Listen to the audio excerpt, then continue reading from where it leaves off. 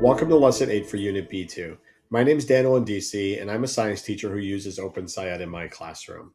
In Lesson 8, we take what we've learned about carbon sinks burning and dive into a 2-day investigation to see what happens when all that carbon dioxide is released into the atmosphere.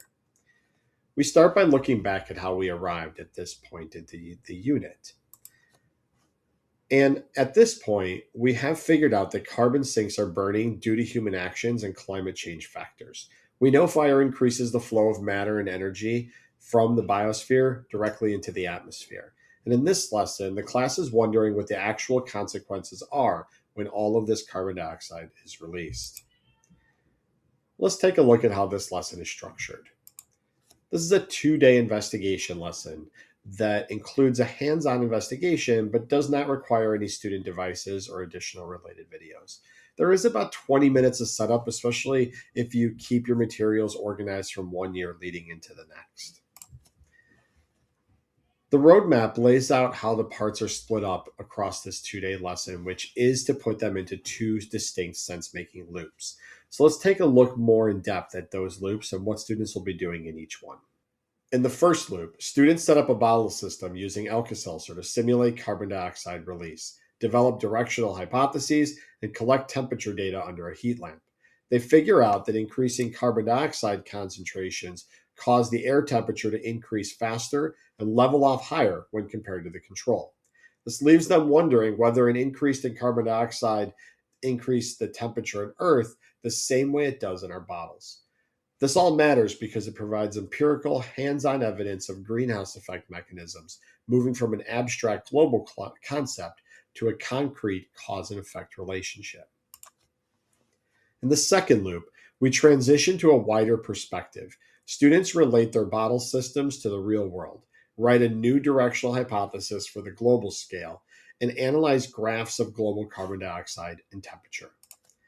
They figure out that global data shows a strong correlation when rising atmospheric carbon dioxide levels align with rising global temperatures. This leads them to wonder how we can protect carbon sinks from burning and what people can do to stop these positive feedback loops.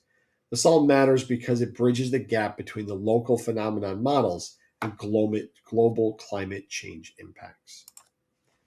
By the end of the lesson, students see that increased carbon dioxide in the air causes increased air temperature. They learn that a directional hypothesis clearly specifies the expected direction of the relationship between variables, and ultimately, they realize that global data shows the same relationship we found in our bottle system is happening at the Earth scale. Next, I want to share a few key moments from teaching this lesson where student thinking shifts and where your facilitation choices will matter the most. In part 3, students are sitting in their groups working to draft their directional hypotheses before starting the experiment. They are looking at a slide or worksheet template to guide their phrasing.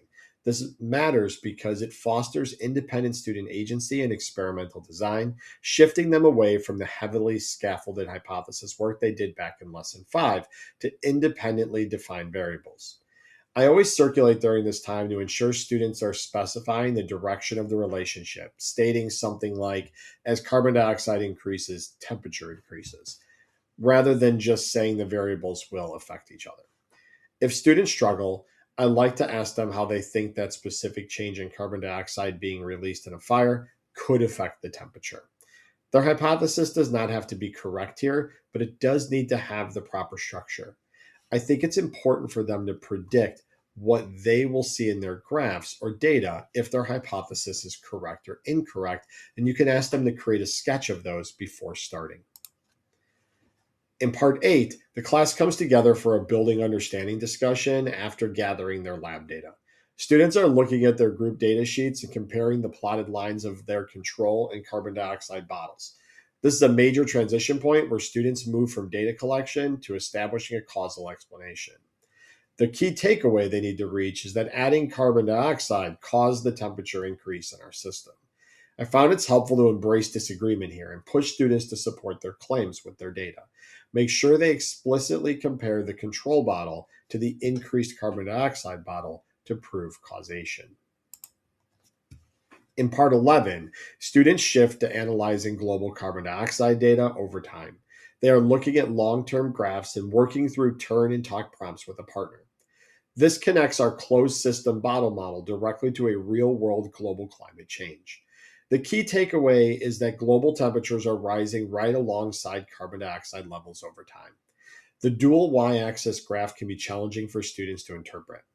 It could be helpful to isolate one axis at a time and one type of graph at a time to support them in its interpretation. You could also have a more simple example to use as a model to teach them how to read this graph. During our discussions, I guide them to see that while our bottle system proved causation because we actively controlled variables, this global graph demonstrates a strong correlation. At the end of lesson 8, we wonder how this relationship between carbon dioxide and temperature impacts other Earth systems. In lesson 9, we will use a quantitative dice rolling model to simulate how carbon and energy flow through all of Earth's spheres.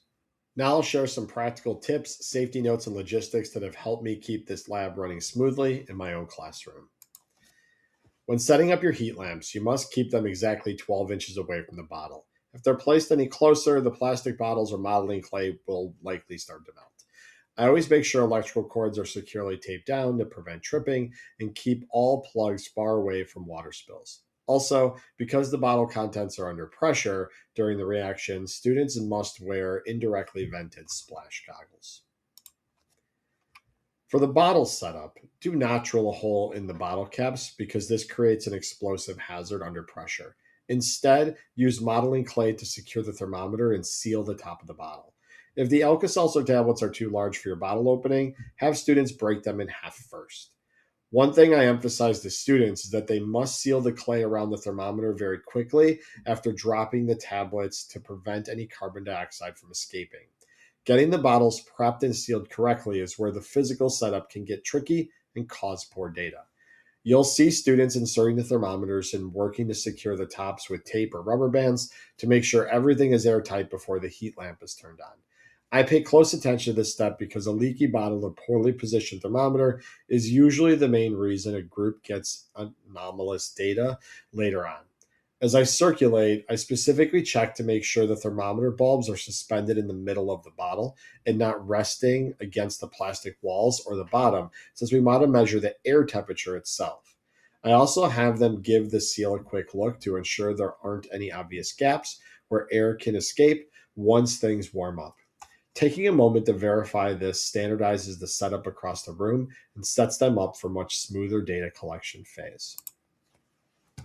Managing this 20-minute window can get a bit chaotic with students needing to record temperatures every 2 minutes. Instead of the standard arbitrary roles, I found it works best to assign one dedicated timer who does nothing but watch the clock alongside a reader-recorder pair for each bottle. Having 2 people assigned to each bottle ensures that if one student gets distracted, the other can catch the reading. If a group does happen to miss a 2-minute mark, tell them ahead of time not to panic and absolutely not to reset their timer. They should just leave that specific cell blank on their data sheet and pick right back up at the next interval. Because we're looking for a long-term trend, one missing data point won't ruin their final graph. Lastly, since groups are sharing heat lamps, I always walk around to make sure the lamp is perfectly centered, or at least as well as it can be for both setups. That way the baseline heat exposure is as uniform as possible. If you have enough equipment for each group to have their own setup, then that is even better, but not necessary.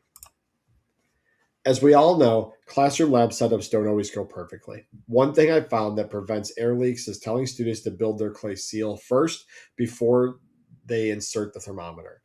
It is also incredibly helpful to standardize your bottle and light placement across the room so your baseline environments match up. If your school has them, try using an infrared light bulb for the heat source, which tends to warm the systems more uniformly. Another logistical tip is to use identical soda bottles, specifically 16 to 20 ounces, rather than flimsy water bottles, which warp too easily under the heat lamps and don't seal nearly as well.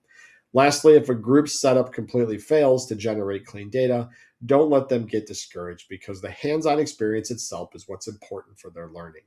Just have a backup plan ready to create or find a video of the experiment to share so you can seamlessly pivot and help them complete their analysis. There are also some online simulations you can use to have students engage in data collection after having their hands-on experience as a class. The new terms encountered to add are climate change and greenhouse gases, and I ensure those are added after the class has developed a shared understanding of the global data. For managing our classroom posters, we'll resurface our community agreements and the driving question board. There are no new posters to create or discard for this specific lesson, but make sure to save the FIRES progress tracker and driving question board for future lessons. And that completes lesson 8.